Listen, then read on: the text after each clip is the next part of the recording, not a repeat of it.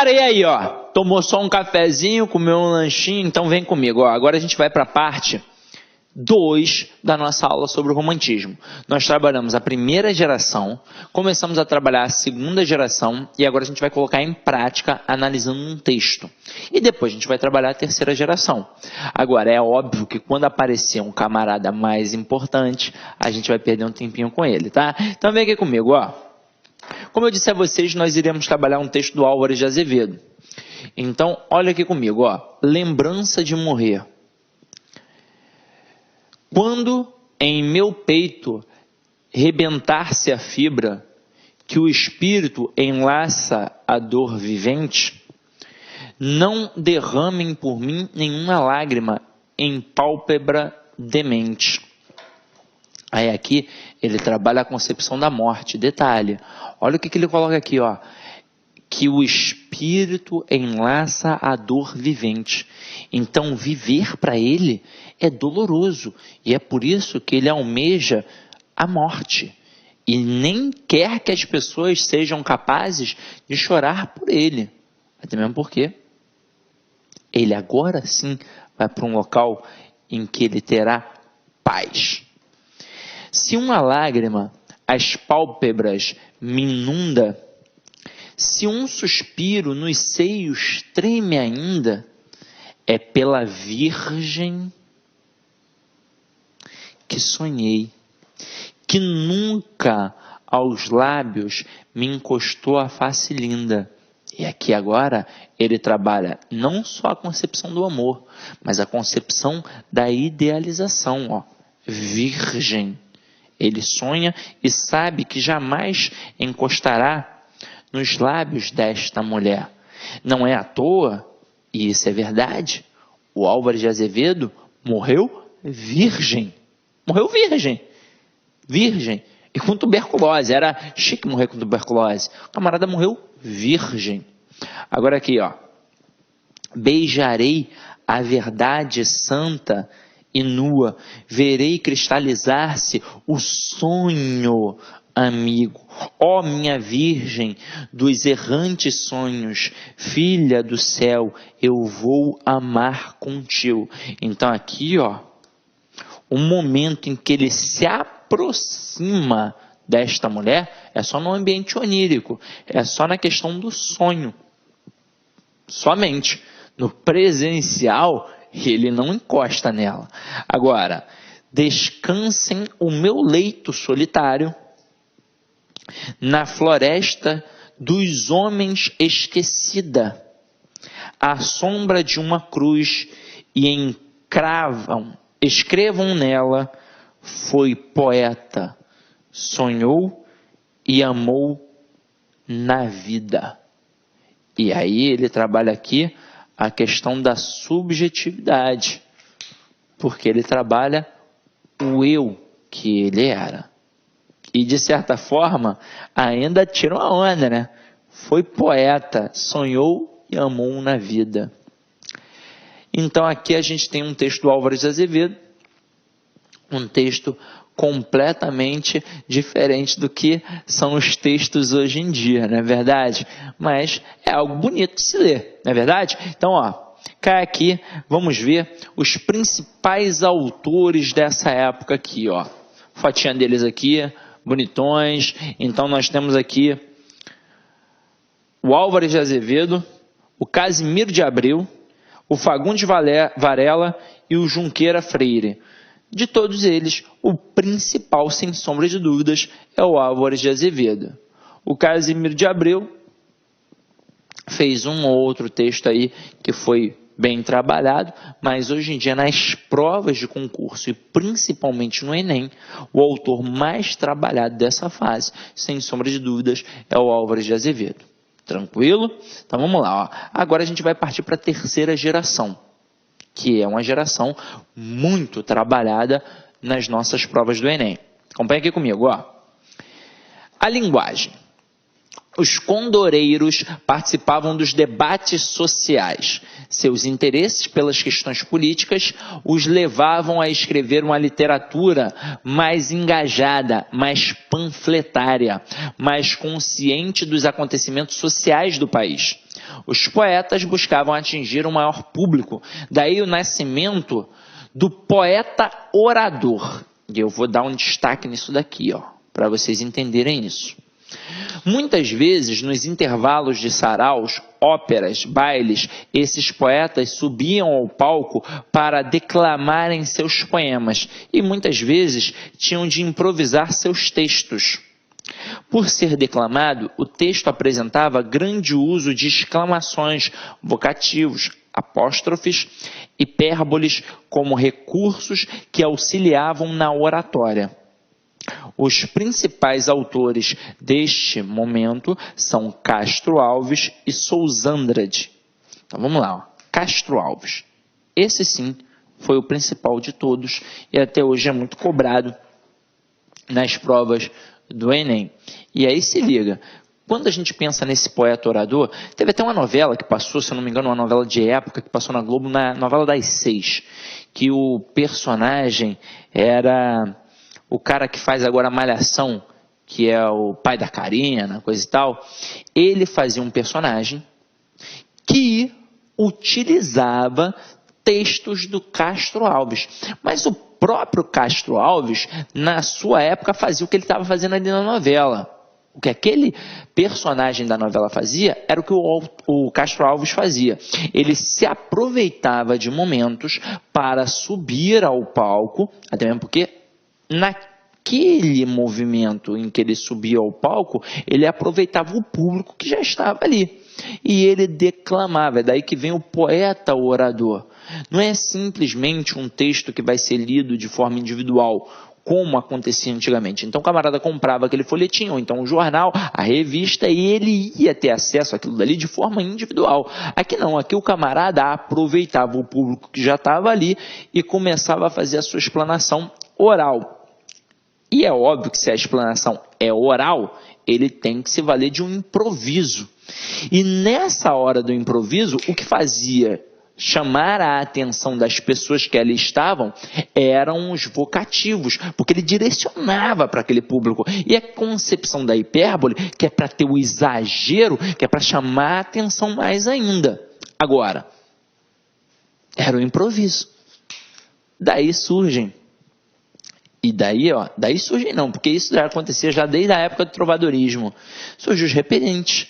Surge o camarada que vai fazer um MC que vai fazer uma disputa aí. Então, isso tudo já acontecia há muito tempo. Agora, qual era a intenção dele? Fazer esse discurso. Era uma poesia engajada, era uma poesia panfletária, para discutir, na verdade, para criticar, porque ele não abria para o discurso, para a discussão. Ele fazia logo, de imediato, uma crítica àquela sociedade, que era extremamente escravocrata. Então ele queria simplesmente criticar todas as mazelas que estavam acontecendo na nossa sociedade. É óbvio que ele deve ter sofrido pra caramba. Agora acompanha aqui comigo,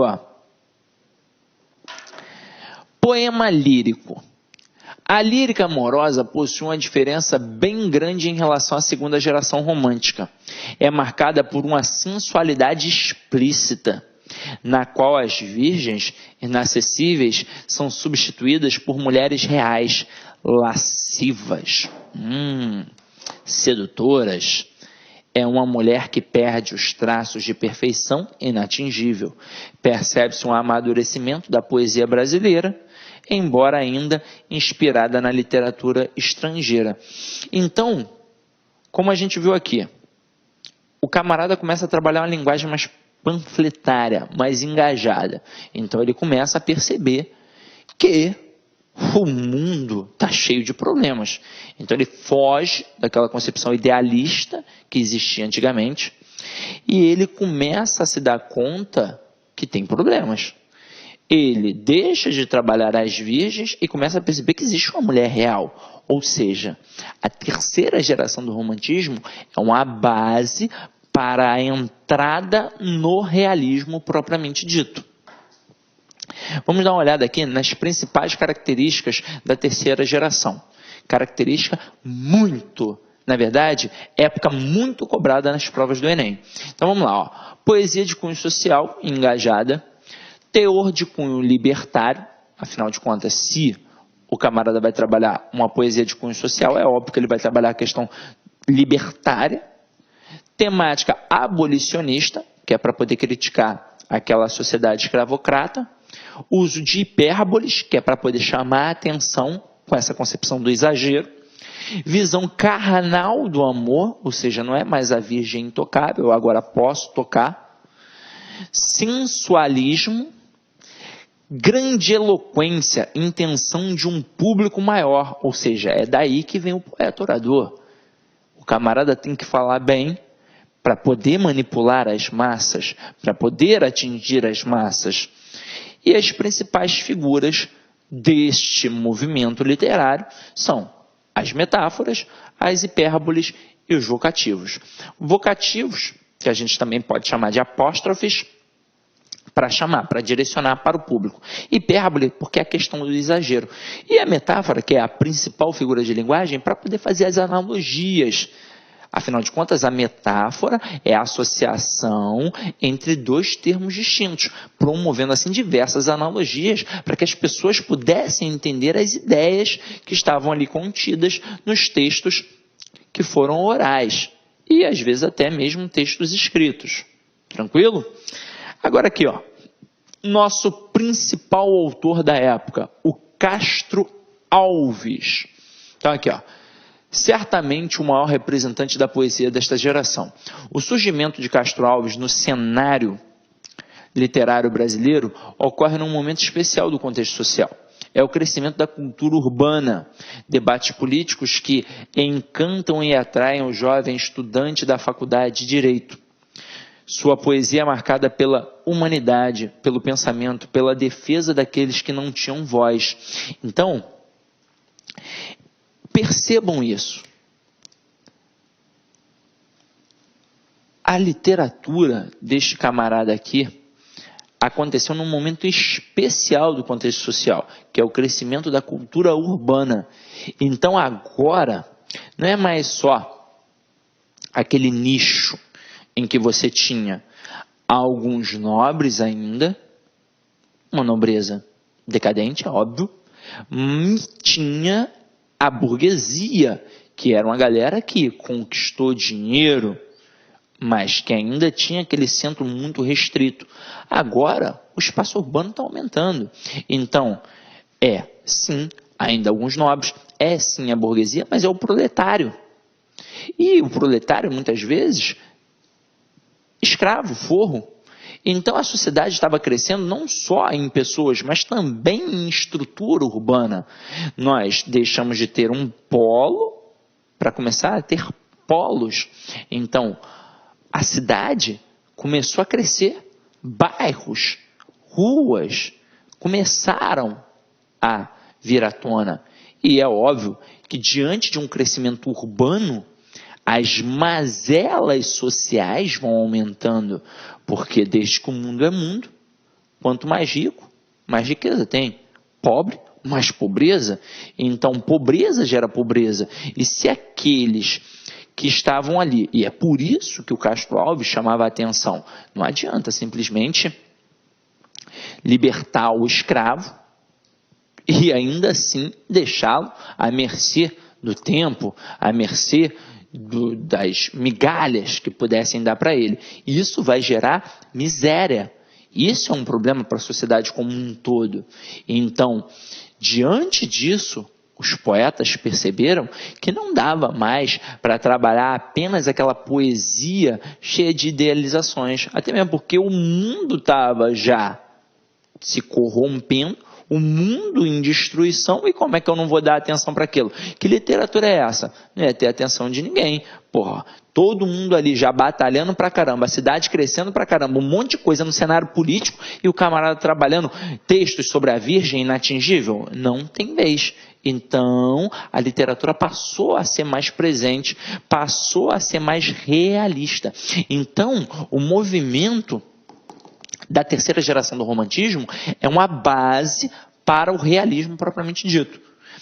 No contexto social, Castro Alves abordou a questão da abolição, desvelando ao mundo o sofrimento dos povos escravizados, em tom laudatório, abordou em seus textos uma visão sobre a nacionalidade bem diferente da que era tratada na primeira geração, ao registro da denúncia de uma nação que se corrompia em função do tráfico negreiro, o que é verdade. Ou seja, a exaltação à pátria como aqui o local perfeito já não foi mais trabalhada pelo Castro Alves. Ele mostrou que o nosso país era cheio de mazelas e de corrupção. Cheio. Então, é óbvio que ele sofreu sanções em sua época. Agora aqui, ó. Isso que a gente fez até o momento, nós trabalhamos a poesia. E agora a gente entra na prosa. As narrativas românticas perduram por cerca de 40 anos no Brasil. No início, buscou responder aos anseios de uma sociedade que tentava definir sua identidade cultural em função da independência do país. Afinal, o que era ser brasileiro? E com o passar do tempo, ganhou volume, corpo e assumiu a responsabilidade de responder a este questionamento. Muito mais que a poesia, diga-se. Assim, pode-se dizer que o projeto da prosa romântica divide-se em 3 categorias. Então, aqui, ó, acompanha aqui comigo, ó. Romance indianista, que é um romance histórico também. As narrativas aludem aos fatos que marcaram a descoberta do Brasil. O índio e a natureza são os emblemas que constituem a identidade cultural do país. Destaca-se que a figura do índio é comparada ao do cavaleiro medieval, cujas atitudes heróicas incitam um ufanismo no leitor. A natureza, por sua vez, apresenta-se exuberante, imponente, única. Então, aqui, neste romance idealista, indianista, né, e por que não dizer idealista, o índio e a natureza continuam sendo coisas muito fortes e uma busca da nacionalidade, que é para poder valorizar. E quando o camarada coloca que o índio é comparado a um cavaleiro medieval, o coloca como um ser nobre, um ser praticamente perfeito. E é por isso que a gente diz que é uma concepção também de idealização. Agora aqui, ó, romance regional. Traz os personagens que fazem parte dos cenários rurais do país, revelando um Brasil diferente aos brasileiros. Os pampas gaúchos, o sertão nordestino, a geografia diferente de um território desconhecido pelo público leitor. Até mesmo porque, num primeiro momento, qual era o cenário? Era óbvio que era o Rio de Janeiro. Afinal de contas, foi aqui no Rio de Janeiro em que a corte veio em 1808 e foi diante daqui que tudo que começou a acontecer, aconteceu sempre aqui no Rio de Janeiro. Então, quando a gente pega essa literatura regional, começa a se mostrar as características de outros polos. É uma literatura muito interessante também. Agora aqui, ó, romance urbano. Representa o cotidiano dos centros e a capital do Brasil, construindo a identidade cultural do país por meio de histórias cujos personagens, enredos e cenários compunham a alegoria do brasileiro daquela época. Seguindo a aula sobre a prosa do romantismo, vamos nos ater agora em importantes autores para o Enem, e o mais conhecido é José de Alencar. Tá aqui, ó, o camaradinho aqui, mó barbão, né? Imagina, um calor do caramba que faz aqui no Rio de Janeiro e o camarada com essa barba toda. Agora, se liga só. Esse cara aqui, ele foi um ícone da literatura.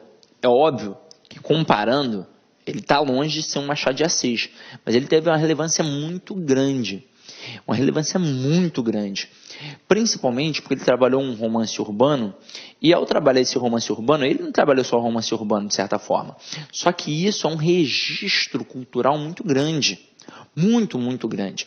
É por isso que quando a gente fala em literatura, e às vezes você está lá no seu pré-vestibular, você tem uma aula de literatura com um professor de história também, então aulas multidisciplinares, é óbvio que a literatura, ela trabalha diretamente com a história.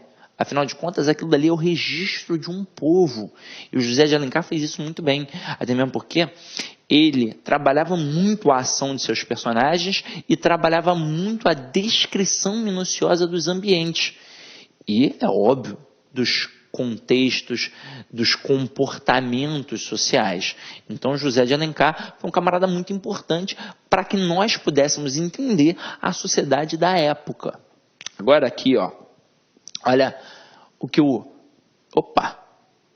que o José de Alencar trabalhava. Uma visão crítica da sociedade. A escrita de José de Alencar vai para além do enredo amoroso que fazia emocionar seus leitores. A visão do autor sobre os costumes sociais foi registrada em suas histórias, revelando as relações humanas conforme o ambiente em que eram escritas. De certa forma, começa a mostrar que, dependendo do nicho ao qual aquele personagem fazia parte, ele tinha um comportamento diferente. É daí que é mostrada todas as convenções sociais diante dos grupos ao qual o personagem fazia parte. É claro que os enredos continham todo o desenvolvimento de uma história romântica, ou a perspectiva romântica propriamente dita.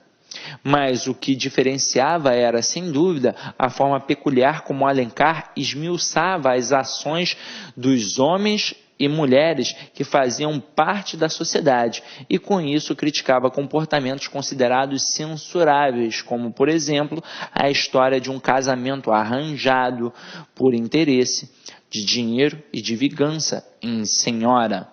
Por exemplo, ou ainda eleger uma prostituta como protagonista de um romance, em Lucila. E aí é o seguinte, ele tinha uma escrita, e é por isso que às vezes é difícil trabalhar um texto de José de Alencar com a criança, porque às vezes se torna até chato, porque ele esmiuçava tanto, ele era tão detalhista com as ações dos personagens, que o texto dele, ora, deixa a narrativa de lado e se aprofunda demais nas descrições. Então fica um texto cansado, porque ele descrevia demais. E detalhe, como ele descrevia demais e ele se preocupava demasiadamente com as ações, é óbvio que esse texto é muito pautado pela questão da pontuação. Muita vírgula, muito ponto, muitos travessões. Isso faz a leitura ficar mais devagar. É por isso que, comparando, por exemplo, Clarice Lispector a José de Alencar, você pega um texto da Clarice que trabalhava o fluxo do pensamento, da consciência, ou seja, com poucas marcas de pontuação. Para ela importavam as reflexões e não as ações, o que para o Alencar é diferente, para ele importa é a ação. Então ele trabalhava muito a questão da descrição. Isso fazia com que um texto de 100 páginas do José de Alencar você, por exemplo, vá ler em 2 horas, quer dizer, em 2 dias.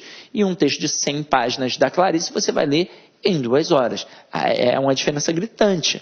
Mas foi importante para nós? Muito importante, porque é óbvio que além de trabalhar o que o autor, quer dizer, o que o leitor queria, que era a concepção amorosa daqueles romances que tinham ali, ele se aproveita para mostrar coisas que eram ruins, como os casamentos arranjados, e ainda aproveitou para botar uma prostituta como protagonista. Olha só o que não deve ter acontecido na época. O tanto de crítica que esse camarada não deve ter recebido. Se hoje em dia fazer isso ainda provoca problemas, imagina na época. Agora aqui, ele é o camarada que começa a dar voz para a mulher como protagonista. Então, outra visão interessante sobre as obras de José de Alencar é o destaque que o autor dá às mulheres em suas histórias. Aurélia e Lúcia, por exemplo, são protagonistas e dão título às suas histórias. São construções de perfis femininos fortes, heróicos, que sempre estão divididas entre a razão e a emoção. Depois veio o nosso grande escritor, Machado de Assis, que também dá vez e força à mulher. Por mais que os títulos sejam títulos masculinizados, se a gente parar para pensar, por exemplo, em Dom Casmurro, quem é a grande personagem? É a Capitu, e é a personagem mais forte. Até mesmo porque, se a gente parar para pensar, a mulher realmente é muito forte. O homem tem a força física, mas a mulher tem a força mental. Representamos uma comédia na qual ambos desempenhamos o nosso papel com perícia consumada. Entremos na realidade, por mais triste que ela seja, e resigne-se cada um ao que é. Eu, uma mulher traída, o Senhor, o homem vendido em senhora. Ora, um fragmento aqui de Luciola. Esqueci que para ter o direito de vender o meu corpo, perdi a liberdade de dá-lo a quem me aprouver. O mundo é lógico. Olha que parada bacana, ó. Esqueci que para ter o direito de vender o meu corpo, perdi a liberdade de dá-lo a quem me aprouver. O mundo é lógico. Ou seja, depois que ela começou a vender, era muito difícil dá-lo sem vender. Pô, que para... E aí, ó, mostra também a concepção, o sofrimento da prostituta. Olha só, coisa muito antiga, que a gente hoje em dia, né, foi ver o filme da Bruna Surfistinha e já ficou, caramba, olha só, mas algo que já era trabalhado em nossa literatura. Agora acompanha aqui comigo, ó, o perfil romântico e os romances. Além de sua obra traçar um perfil da cultura e dos costumes de sua época, José de Alencar também preocupava-se com a história do Brasil, tendo como busca essencial encontrar a identidade nacional, seja quando descreve a sociedade burguesa do Rio de Janeiro, seja quando se volta para os temas ligados a um índio ou ao sertanejo.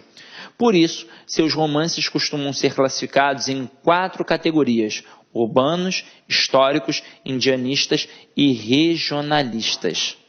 Urbanos, basicamente trabalhando a concepção do Rio de Janeiro. Históricos, quando ele trabalha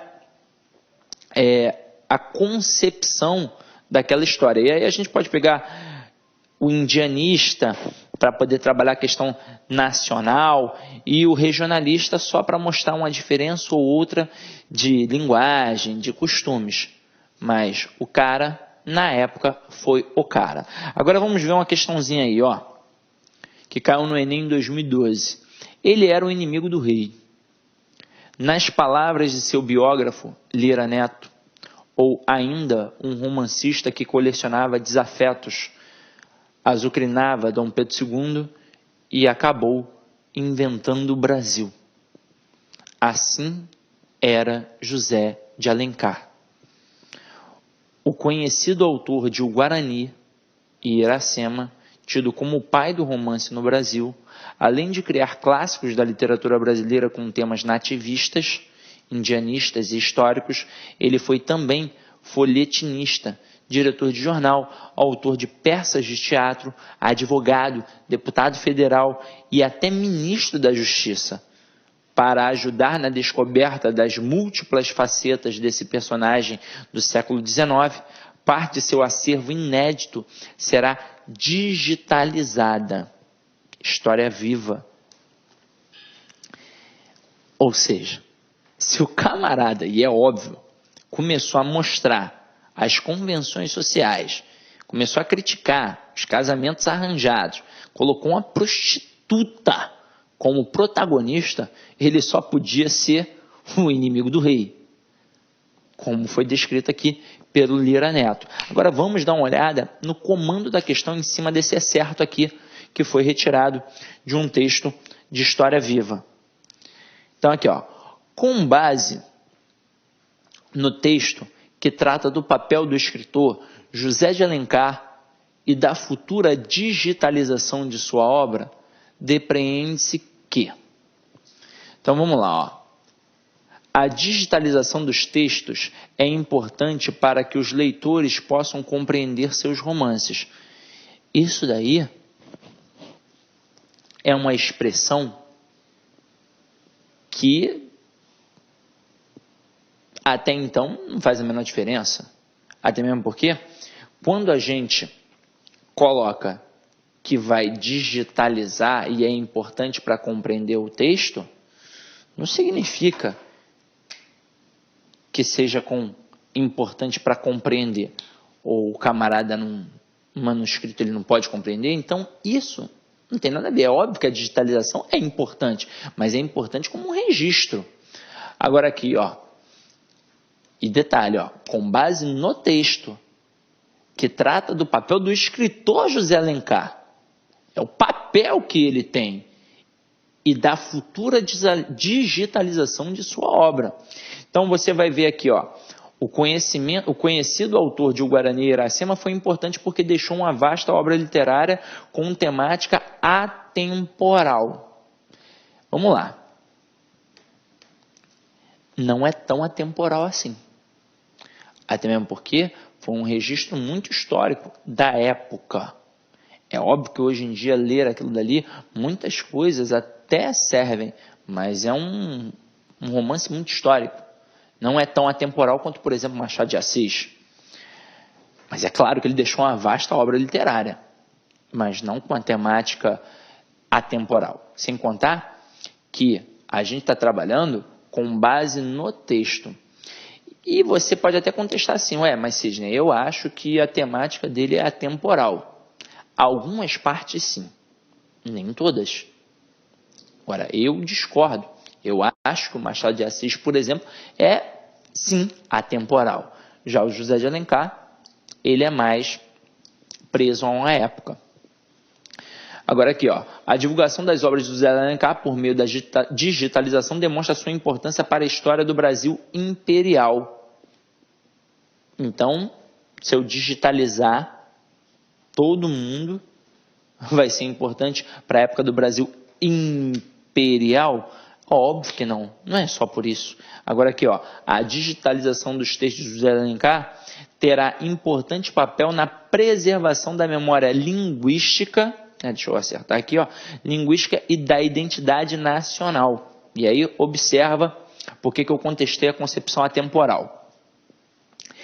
Preservação na memória linguística, porque a época em que esse texto foi trabalhado, do José de Alencar, os costumes eram completamente diferentes dos costumes que nós temos hoje. Então, o registro histórico e a sociedade tinha um comportamento completamente diferente. Então, é óbvio que essa digitalização vai servir como preservação da memória. E aí, ó, o importante aqui, ó, para a gente poder entender, é a palavra preservação. E por que a gente pensa em preservação? Porque vai chegar um momento em que somente, hoje em dia você já pode perceber, quem de vocês que estão aí em casa, quem hoje em dia tem vontade de ler um texto, um livro, e vai a uma biblioteca? É raro.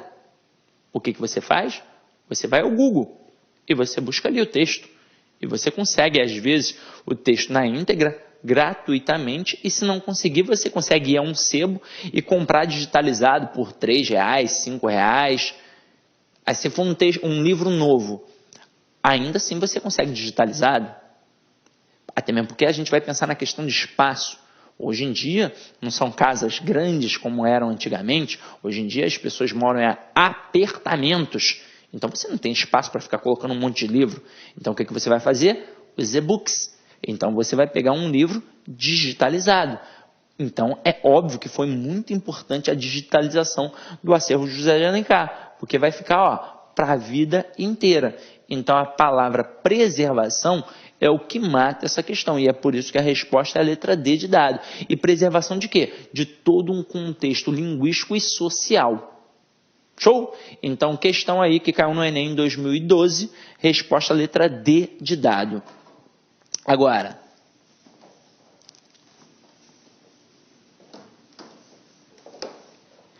Sidney, literatura é assim mesmo? Aí, meu companheiro, fosse uma turma presencial, A gente estava aqui, ó, pegando pedaços do texto, lendo, discutindo, porque na videoaula eu tenho que te dar a base. Você corre por fora. Quando a gente está numa sala presencial, a gente troca, a gente dialoga. E é por isso que é importante você entrar em contato comigo. Alguns alunos até entram em contato para falar de um texto, de uma redação, mas, poxa, também é importante você entrar em contato para a gente poder discutir algum texto, algum tema literário. É importante a gente bater uma ideia, trocar uma ideia. E é por isso, ó, pode entrar em contato comigo por e-mail, é a forma mais rápida e mais fácil que eu tenho para poder te responder. sidneyclasseA@gmail.com. Por exemplo, no WhatsApp, às vezes o aluno manda, mas são tantos grupos que não tem como, porque além de dar aula online, eu também trabalho em cursos presenciais. Agora, o importante é a gente ter sempre uma troca, ter sempre um feedback, porque não adianta eu só jogar aqui a matéria, o conhecimento, e você absorver como esponja. É muito importante essa troca de professor e aluno. Detalhe, quando eu preparo o meu material, eu sempre penso em você que está em casa, porque eu poderia simplesmente topicalizar aqui, ser só em cima de tópicos e ficar falando. Só que é o seguinte, quantas vezes você precisaria assistir a essa aula para poder massificar esse conteúdo? Várias e várias vezes. Agora, quando eu me preocupo com um material um pouco mais esmiuçado no acervo teórico, você tem a possibilidade de assistir a aula 1 ou 2 vezes no máximo, e estudar pelo material, que já vai ser o suficiente, beleza? E para finalizar aqui a nossa aula, olha que imagem bonita, que bebê gostoso. Agora olha o que ele está fazendo. Força de vontade. E é o seguinte, meus companheiros, eu digo sempre a vocês, vocês têm um potencial enorme. Vocês não têm noção do que vocês são capazes de fazer, mas não têm noção mesmo. Então, se vocês quiserem, vocês vão conquistar. Agora é o seguinte, no início do curso, seja da parte literária, da parte de língua portuguesa, de redação, eu sempre falo na importância da organização. Se você está se organizando e ainda está estudando, tudo vai dar muito certo. Agora, se você só está assistindo a videoaula e pronto, e acabou, não vai dar certo. Então é importante que você deixe um horário, porque estudar não é só assistir a teleaula, né, a videoaula aqui. O importante é também ter um momento para você poder revisar, para você buscar. A gente menciona aqui um autor importante, um texto importante. É você pegar, dar uma lida ali rápida. Não precisa perder todo o tempo da sua vida, até mesmo porque você tem muitos afazeres. Mas você precisa sim dar uma revisada em todos os tópicos. É importante que além da videoaula, você reserve meia hora, 1 hora, para pelo menos revisar os conteúdos do dia, já que você segue o nosso sistema do personal coach. Tranquilo? Então, meu companheiro, é isso aí que eu queria falar. É sempre importante que você avalie a aula. A gente busca sempre trabalhar da melhor forma possível para atingir um pouquinho da aquisição do teu conhecimento. Espero que eu tenha conseguido isso. Espero que a gente tenha entendido um pouquinho da visão romântica da época, que a gente hoje em dia ainda tem, de certa forma, quando um camarada é romântico, né? A gente sempre pensa na concepção do amor, até mesmo porque era o tema mais trabalhado na época, que era a questão do amor romântico, da idealização. Então, meu companheiro, ide em paz e que o Senhor sempre vos acompanhe. Fala, galera, gostou da aula? Curta e compartilha.